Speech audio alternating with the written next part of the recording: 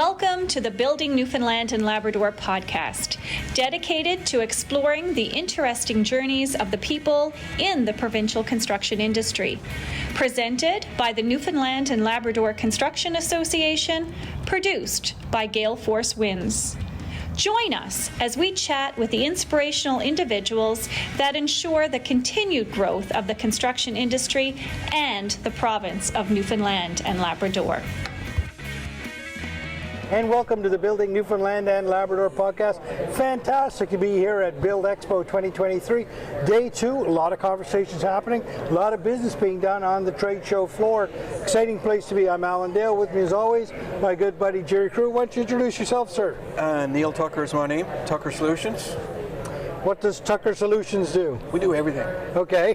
So Tucker Solutions became out of Tucker Electronics, which later was Tucker Window Film.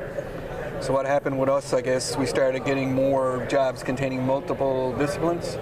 And over the past year or so, we've changed the branding to Tucker Solutions. Okay. So we want to be a part of the solution, not the problem. Right. Owner?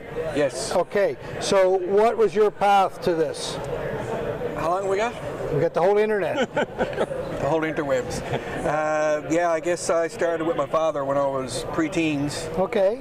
He had a technical repair shop. He was a technician by trade. Yeah. And we had that in the basement of our house, and he worked at the university, full time.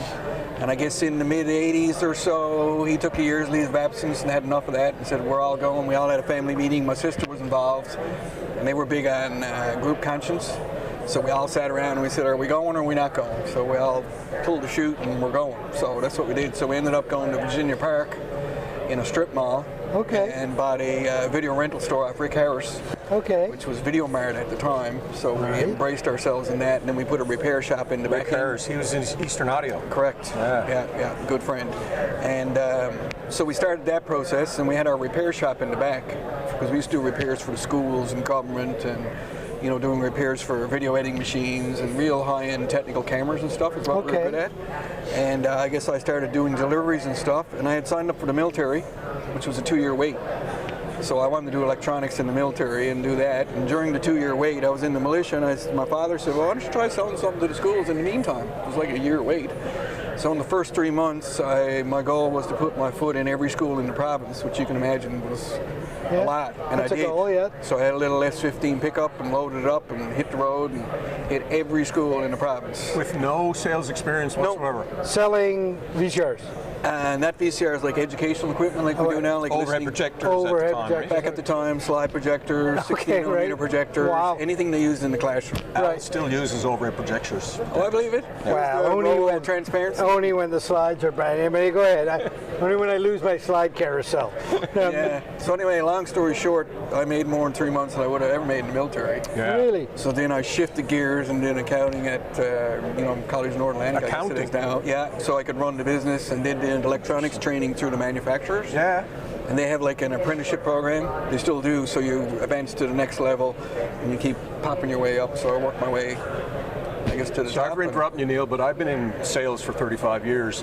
Starting in sales and moving into accounting is not normally what happens. But anyway, that's really... my mother's fault. She was the sergeant, we call her. Yeah. So she ran the books, so she insisted that I know the accounting end of it first. Right. So, Okay. Yeah. Smart on her part. Smart. Yeah. Good. So we did that, and the rest was technical history. And then as things moved forward, I worked with my father for years. We were best friends, still are. Yeah. And in '96, I bought him out, and he worked for me.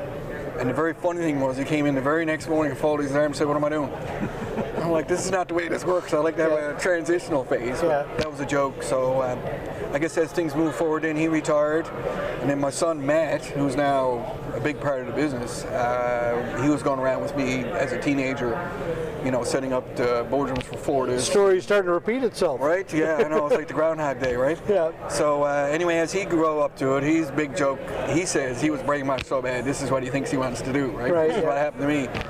And things just progressed. I mean, we're doing great now. We have over 20 employees, and Wow. we deal with the NLC a lot. Yeah. So on that note of the NLCA, tell us about the importance of that association to you. It started out very small. I was very intimidated. My anxiety was very high. Really? So yeah, because I'm a small fella and, you know, dealing with these big contractor guys, and they're so abrasive. Yeah. You know, they just flatten you when you go in, right? You know, that's not the best price, and change order this, change order that. So I guess I had a fella, Phil Short, who was a big mentor of mine in the beginning, and he kind of took me through the, I guess, the specialties part of it, and then we became more and more members. I was kind of a member with him first, as like a little sub, and then we went on our own after that, and now, you know, we find the general contractors we work with a lot, and relationships are important. I know it sounds cliche, but you know, we're all friends now, and you know, I'm a bit sarcastic. I say my tongue can cut stainless steel. Matt's the same, so I've approached that level now where I can talk to those guys and have a laugh, and Matt's kind of progressed to the point now where he can do that, right? So, But you say they're abrasive, but they just want the job done and done absolutely, right? That's what they're after. Absolutely. And you know, because I was a young guy, and now that I look at it, in all fairness, they were doing me a favor. Like, they were looking out for me more than giving me a hard time. And they give me a real hard time, but they kind of haul you in, you know, make sure you do this and you do that kind of thing, right? So you started off, you came into the association with somebody else, you describe it as a small role, and here you sit as a platinum sponsor for this expo. Correct, yeah. No, and we find this, you know, this is the first expo since COVID, really, and the first big one, and we found this really good so far. Yeah. I must say, Making some good connections here, and reconnecting with old ones. To be honest with you, there's a lot of people I haven't seen that are kind of in the role I'm in now, more of a management role that I haven't seen, and they walk in and, you know, we just tell old stories, and it's all a part of the relationship, right? I tell you, so in interest of full disclosure, we've actually bought some of your equipment. Oh, good so for you. We were at a show with the NLCA at a booth, and we were having some sound issues, and your son sold us on a product that fixed our problem just like that. Yeah, so he's very talented. Very talented young man. The big problem with our business is, the big joke is, it's got to work. So there's lots of companies doing what we do, but at the end of the day, I mean, he just did the big job for Verifin. It was huge. They're running a 2,000 person Zoom meeting. I mean, you know, when they push the button, it works. Yeah. So I know that sounds cliche, but a lot of times that's not the case. Right. But it's funny, you know, like, I've been around this audiovisual business for 35 years. It's funny when you stand in front of a group of people physically and the machine doesn't work, and that's happened to me. I would go in an hour in preparation, but I tell you something, audio can be really challenging. So the knowledge that you and Matt have about all that stuff, it's nice to have someone there who can actually, no, this is what you need to do. Yeah. So that service side of things, I think, is really important. And just talk a little bit about that. I guess in the training part of it is where it started. So our manufacturers in our industry is kind of its own little industry. But the way they train you, they fly you to the factories, you do in-class training, and then they put you in a room with the equipment, and you have to do it and make it work. So there's none of this, you know, all on paper. And then with the experience, we have a lot of manufacturers arrive on site with us when required and things like that. So I guess for us, we've got the training that's involved to do it, and then the experience as well. And these electronics things are so finicky. I guess our technical term is a systems integrator. So we have to take 60 brands or 50 brands of stuff in a room and put it together and make it all work. And that's what the challenge is. Wow. Fascinating, Neil. I'm going to tell you a quick story. So when I decided to go out on my own with Al here on this business, I sat the family around. So it's very emotional when that happens. Very. You know what my youngest said to me? Dad, you're going out on your own. Are we going to have any Christmas gifts? Yeah, oh yeah. Was there any, tell us, what was it like that day when you all decided to go out on your own? It was very difficult. My sister was involved. She was planning on doing drama and theater, which she did after the fact, but she was heavily involved.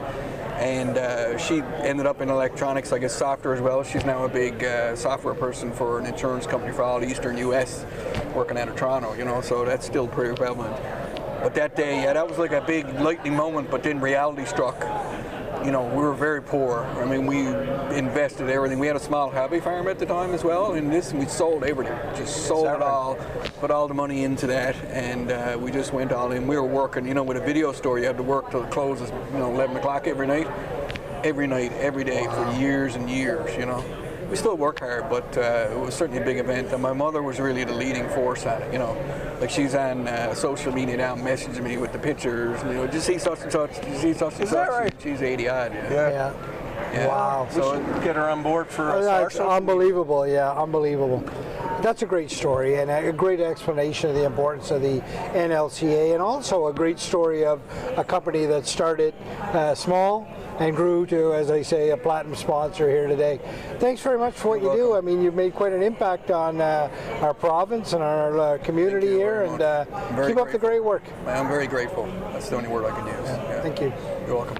Thank you for tuning in to the Building Newfoundland and Labrador podcast, presented by the Newfoundland and Labrador Construction Association, produced by Gale Force Winds.